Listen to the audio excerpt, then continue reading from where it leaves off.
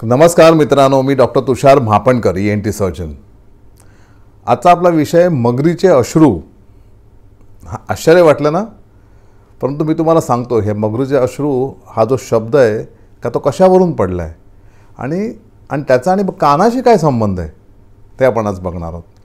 आता कसं असतं की ॲक्च्युअली आपल्याला रडू न येता आपल्या डोळ्यातनं नुसतंच पाणी येणं, त्याला मगरीचे अश्रू असं म्हणतात. किंवा काही वेळी काही इमोशन नसताना त्या डोळ्यातनं पाणी येतं, तर त्यावेळी आपण त्याला मगरीचे अश्रू किंवा क्रोकोडाईल टीअर्स असं त्याला नाव आहे इंग्रजीमध्ये. आता कसं असतं की हे जे मगरीचे अश्रू असतात, तर आता हा नाव कशावरून पडलं असावं. आपली मगर जी असते क्रोकोडाईल, तर ते आपलं एक भक्षक खाताना किंवा जस्ट खायच्या अगोदर ती ॲक्च्युली अश्रू ढाळते. कारण हे ॲक्च्युली सत्य आहे, का ते माहीत नाही, परंतु ते अश्रू ढाळते. तर म्हणून त्याला मगरीचे अश्रू असं म्हणतात, भक्ष्य खायच्या अगोदर. आलं लक्षात? आता त्याचा आणि कानाशी काय संबंध आहे ते आपण आज बघूया. आता कसं असतं की आपल्या कानातून एक प्रकारची नस एक जाते, म्हणजे ती नस जी आहे का ते फेशियल नर्व त्याला म्हणतात. आपल्या मेंदूतनं आपल्या चेहऱ्याच्या संपूर्ण हालचालीवर नियंत्रण करणारी की जी नस आहे, तर त्याला आपण फेशियल नस असं म्हणतो, फेशियल नर्व. कळलं तुम्हाला? तर ती नर्व आपल्या मेंदूतून निघते आणि ती या कानाच्या हाडात जाते आणि त्या हाडातनं एक असे वेडेवाकडे बोगदा असतो आणि मग त्या बोगद्यातनं ती जाते, पूर्ण कानाच्या अवतीभोवती फिरते आतल्या बाजूने आणि ती इकडनं बाहेर पडते, इकडनं कानाच्या पाळीच्या खालून, आणि ती अशी पुढे येऊन ती आपल्या चेहऱ्यात जाऊन आपल्याला चेहऱ्याच्या हालचाली ती नियंत्रण करते.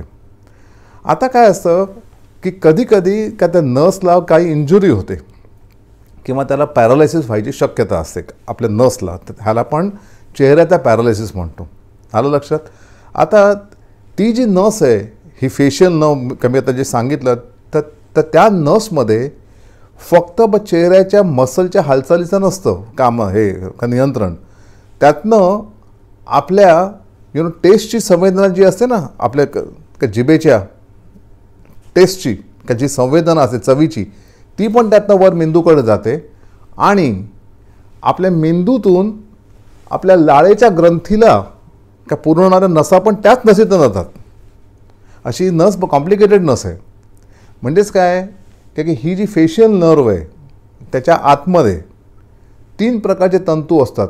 एक म्हणजे आपल्या जिभेच्या टेस्ट जी असते, आपल्या जिभेच्या का पुढच्या बाजूच्या टेस्टची संवेदना, म्हणजे चवीची संवेदना, ती तिकडनं वर मेंदूत घेऊन जाते आणि ती मेंदूतनं आपल्या का फेशियल नस, म्हणजे आपल्या का फेशियलच्या मसलच्या नियंत्रणासाठी जी नस आहे ती पण तिकडनं आतमध्ये येते. आणि प्लस आपल्या खाली इथे लाळेच्या ग्रंथी असतात मोठ्या मोठ्या, तर त्या लाळेच्या ग्रंथीतनं लाळेची आपली उत्पत्ती करायला किंवा ती लाळ तयार होण्यासाठी त्या ग्रंथी उत्तेजन होण्यासाठी जी नस असते ती पण नस त्याच नसमधनं येते का. म्हणजे फेशियल नस कंटेन्स 3 नर्व्स. आलं लक्षात? आता काय असतं बघा, एक नस असते का ती सेपरेट नस दुसरी आहे, ती आपल्या का अश्रू जे हे होतात तयार होतात तर ते करते. आता काय असतं की जनरली का जे अश्रू असतात ते इथे डोळ्याच्या आपल्या अश्रूंच्या ग्रंथी असतात त्या इथे असतात साईडला, डोळ्याच्या का पापणीच्या खाली या साईडला, कानाच्या बाजूला, नाकाच्या बाजूला नव्हे. तर तिकडनं ते अश्रू तयार होतात आणि ते अश्रू कंटिन्युअस हळूहळू ते इथे येत असतात डोळ्यावरती. आपला डोळा हा नेहमी कोरडा नसतो का, तो ओला असतो आणि ते अश्रू इथे डोळ्यात आले की आपण सारखे आपल्या नकळत आपण का पापण्याची उघडझाप करत असतो. ते आपल्याला कळत नाही. म्हणजे आपले हे असतात ना कारचे वायपर कसे असतात त्याप्रमाणे का, म्हणजे ते आलेले अश्रू का ते वायपरप्रमाणे आपण डोळ्याचे का पापण्यांची उघडझाप केली की ते अश्रू हळूहळू इथे पुढे सरकतात आणि ते इथे नाकाच्या आत जाऊन ते इथे नाकाच्या इथे म्हणजे आपल्या डोळ्याचं जे हा जो कोना आहे का नाकाच्या करता, तिथे लहान लहान छिद्र असतात, त्यात ते अश्रू जातात आणि ते तिकडनं नाकात जातात आणि तिकडनं आपल्या घशात सोडले जातात. अशी ती पूर्ण ड्रेनेज सिस्टीम आहे अश्रूची. आलं लक्षात? म्हणजे ते तिकडनं आले, त्या वायपरने ते वाईप केले आणि ते इकडे आले आणि ते इकडनं ते नाकाच्या आत गेले. आता काय होतं बघा, ती जी नस आहे अश्रूंची ती नस टोटली वेगळी आहे. आता काय असतं की ही अश्रूंची नस तिकडनं जी बाहेर पडते ती नस आणि ही फेशियल नर्व का त्या दोन्ही थोड्या अंतरासाठी अशा एकमेकांच्या अगदी काय जवळ आलेल्या असतात. अशा ही नस अश्रूंची आणि ही नस फेसची, हा फेशियल नर्व. आता काय होतं, जर समजा कोणतीही एखादी नस जर पॅरालाइज झाली किंवा त्याला काहीतरी मायनर इंजुरी झाली तर त्या नसीमधल्या जे काही फायबर असतात, जे काही तंतू असतात त्याची वाढ होते, कारण ते वाढून परत ती नस बरी होते. आता जर समजा त्या फेशियल नर्वला जर काही इंजुरी झाली तर ते तंतू काही इकडून इथे वाढतात, हळूहळू इकडनं इथे वाढणार, बरोबर आहे. तर ते वाढताना काही तंतू का त्या नसीच्या बाहेर पडतात असे इकडनं, आणि ते बाहेर पडून की ही जी नस असते वरची, हा अश्रूंची, त्याला जाऊन मिळतात. का म्हणजे आपण ह्याला काय म्हणतो, क्रॉस कनेक्शन. आपण ना टेलिफोन करताना तुम्हाला माहिती आहे क्रॉस कनेक्शन लागतं, तसं आलं लक्षात. या दोन नसी आहेत, ही नस फेस आणि ही नस आहे आपल्या अश्रूंची. तर त्या दोन्ही नसा अगदी जवळ असतात काही अंतरासाठी. तर तिकडेच हा सगळा प्रकार होतो. हा इकडनं नशी ते हे तंतू आहेत ते इकडनं निघून त्या ह्याला जाऊन मिळतात.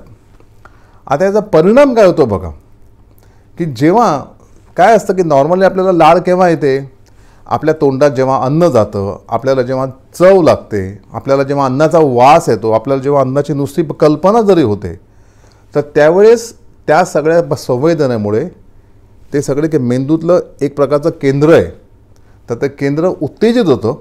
आणि मग ते केंद्र उत्तेजित झालं की तिकडनं मेंदू फेशियल नसमार्फत इथे आपल्या का लाळेच्या ग्रंथींना कधी संवेदना पाठवतो का फेशियल नसमार्फत. तर आपण खाताना अन्नाच्या वासाने लगेच आपल्याला पाणी येतं. ह्याचं कारण ह्या असतात लाळेच्या ग्रंथी का त्या उत्तेजित होतात. आता या केसमध्ये काय होतं का की जर समजा का मेंदूला आपल्या लाळेच्या ग्रंथीला हा उत्तेजित करायचं असलं तर मग त्या नसमधनं येणारी का जी संवेदना असते कोणत्या लाळेच्या ग्रंथीसाठी, तर ती तिकडनं हा जे क्रॉस कनेक्शन आहे ना, ते ती तिकडनं ती कधी संवेदना का थोडी लाळेच्या ग्रंथीत जाते आणि ती थोडी आपल्या ह्याला अश्रूंच्या ग्रंथीला मिळते. म्हणजे काय होतं परिणामस्वरूप, लाळ पण येते आणि अश्रू पण येतात. म्हणजे ती व्यक्ती जर समजा खायला बसली, जेवायला बसली, तर तिला लगेच डोळ्यातनं पाणी का रडारड चालू होते.